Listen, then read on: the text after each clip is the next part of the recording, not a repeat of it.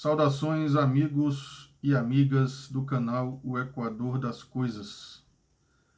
Sejam bem-vindos a este espaço de diálogo, de combate e também de exercício de aprendizagem mútua.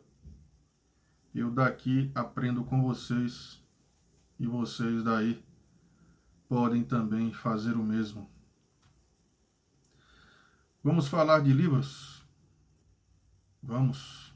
Hoje eu trouxe um livro chamado O Outro Gume da Faca, do grande Fernando Sabino, exímio contista, novelista, romancista, jornalista mineiro, que fez parte do grupo Etienne, famoso grupo Etienne, ao lado de Paulo Mendes Campos, Hélio Pellegrino, o Otto Lara Rezende também, que fez aí no campo intelectual brasileiro uma pequena revolução no meio, intelectual da época.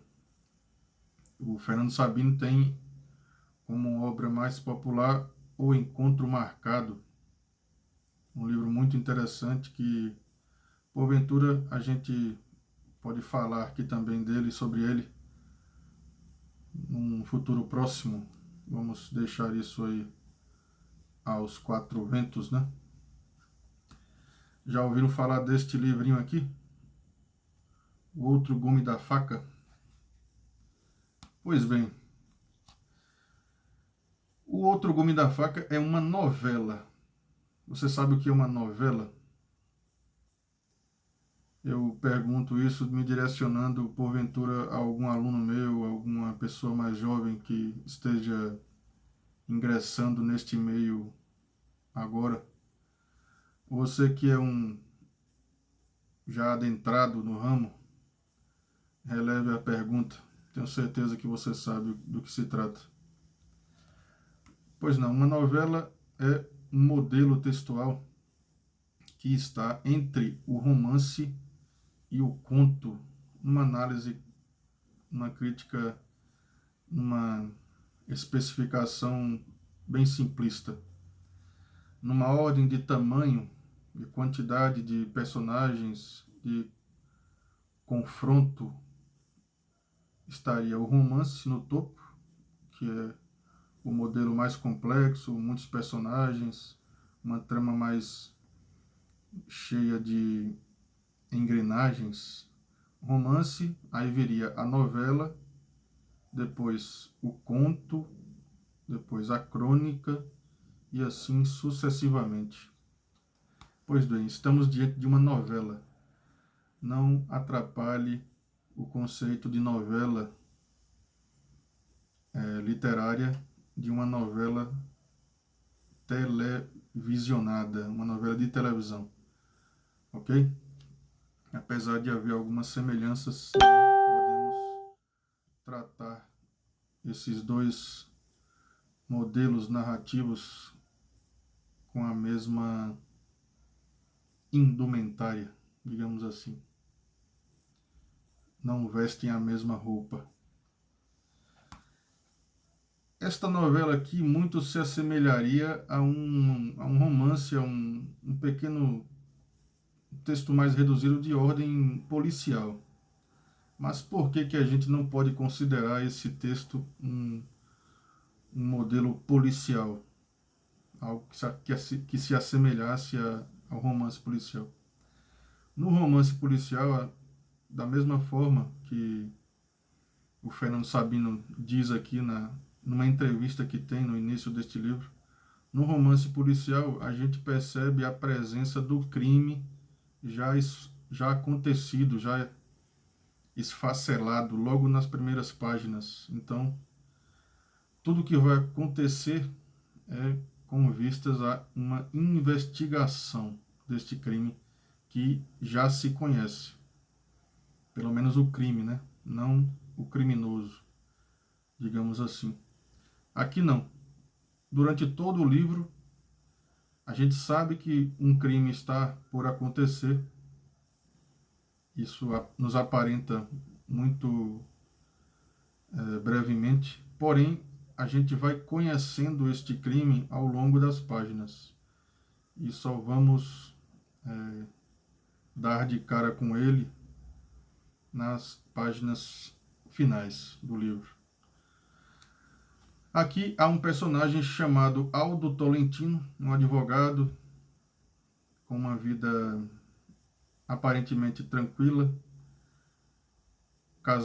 casado com uma mulher chamada Maria Lúcia, com quem teve 2 filhos.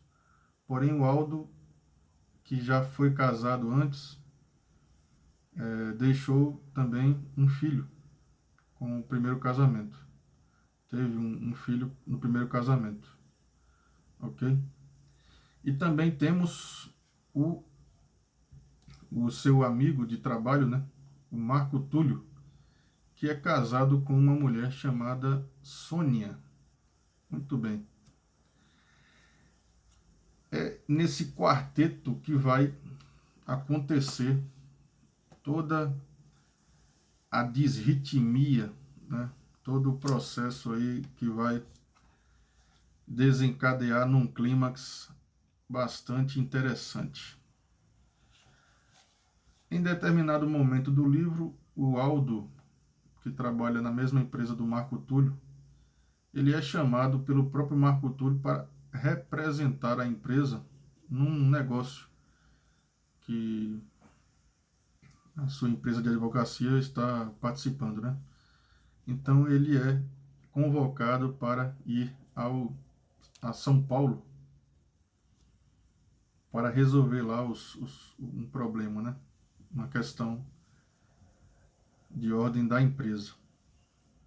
Só que o Aldo ele começa a perceber uma relação, uma ligação muito tênue de sua esposa com o seu amigo de trabalho, o Marco Túlio. E ele começa a perceber mudanças sutis no comportamento da mulher, a presença cada vez mais frequente do Marco Túlio em sua própria casa. Tudo isso faz com que ele comece a entender que há ali um rastro de traição, Então o Aldo ele começa a elaborar um plano para detectar a veracidade de suas imaginações. E esse apuro, essa trama que ele arma é tão perfeita, que após ele efetuar um crime, que eu não vou falar aqui como aconteceu e o porquê direito, né? Eu vou deixar isso no ar. Após ele efetuar o crime, que é o motim aí, o leitmotiv do livro,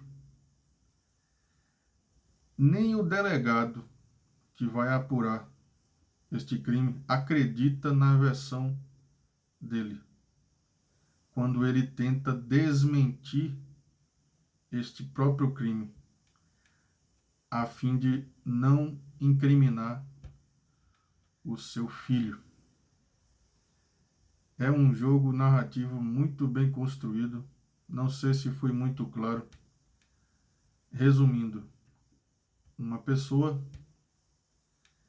suspeita de traição envolvendo melhor amigo e esposa arma todo um processo logístico para, de fato, averiguar a traição, acaba cometendo um duplo crime, um duplo assassinato, e começa a engendrar, após o crime de fato, uma ordem que não satisfaz nem aquele que é o real culpado e nem aquele que está por trás do crime, o envolvido, no caso, seu próprio filho. E para finalizar, nem o delegado consegue captar a real influência das palavras ditas por Aldo das suas próprias desculpas ou não desculpas. Vale a pena conferir o livro, certo? A gente se pergunta, né, aquela velha... A gente se faz, né? A pergunta que é instaurada aí, por vezes, via universo: o crime compensa? De que forma o crime compensa? Como compensaria? Talvez para Aldo Tolentino o crime realmente não compensou. Mas o meu papel aqui não é dissecar o livro, é apenas causar uma curiosidade em você, leitor. Então fica aí a minha dica: O Outro Gume da Faca, do gigante Fernando Sabino, grande jornalista e escritor brasileiro. Editora Ática, essa edição aqui é a Editora Ática, do ano de 2001. Tem uma pequena entrevista com o autor aqui no começo do livro, onde ele fala um pouco do livro, né, do porquê do livro, quais as características apontadas, né? E deixo aqui também com vocês a frase que abre o livro, do Søren Kierkegaard: ai daquele que sabe, há de pagar pela culpa de ter sabido pouco. Para a gente pensar, né? É isso, pessoal. No final aqui ainda tem algumas referências, obras do autor, para que a gente possa seguir lendo o Fernando Sabino. O Outro Gume da Faca. Boa leitura a todos e vamos em frente. Sigamos, bucaneiros.